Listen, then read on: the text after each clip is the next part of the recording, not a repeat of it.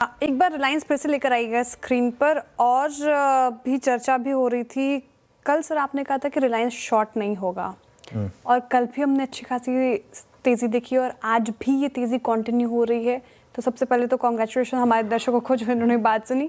क्या करना है अभी रिलायंस में? देखिए श्रेया, क्या होता है ना, रिलायंस पर हम कभी भी कोई बात करते हैं तो थोड़ा सा मेरा तो ये मानना है कि जैसे कहते हैं ना कि सीजर स्वैग शुड बी अबव सस्पिशन, तो हम थोड़ा सा उस हिसाब से बहुत ज़्यादा, मैं इसके लिए बहुत ज़्यादा पॉजिटिव होकर चिल्ला कर नहीं बोलता हूँ कि खरीद लीजिए, कि मेरा काम नहीं है वो करना, पहली बात तो। दूसरी बात, लेकिन ये बात बिल्कुल सही है आपकी, हमने कल इस पर एक पॉजिटिव व्यू लिया था रिलायंस पर नंबर्स के बाद।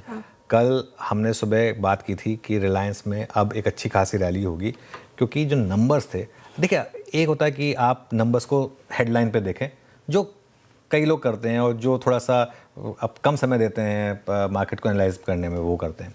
एक होता है आप मार्केट के वर्डिक्ट को समझें कि मार्केट क्या चाहता है और अगर कंपनी ने वो डिलीवर किया है या नहीं किया है, हमने उस पर फोकस किया है ना।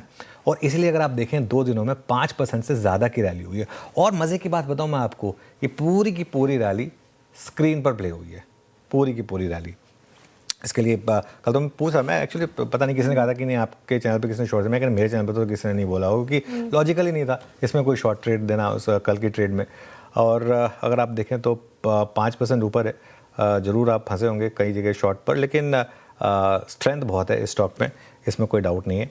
स्टैंडर्ड डिस्क्लेमर हम प्ले करेंगे ऑफकोर्स, लेकिन हम देखिए इसकी बात करना जरूरी हो कि मार्केट का सबसे बड़ा स्टॉक है और निफ्टी के सबसे बड़े वेटेड कंपोनेंट्स में से एक है, तो इसके लिए ये बात करना ज़रूरी होता है। लेकिन अच्छी खासी रैली 2 दिनों में 5% की हुई है और इसके लिए कल पॉजिटिव व्यू था बिल्कुल। नंबर्स आने के बाद आज रिपीट इसलिए नहीं किया क्योंकि बहुत ज़्यादा हो जाता है।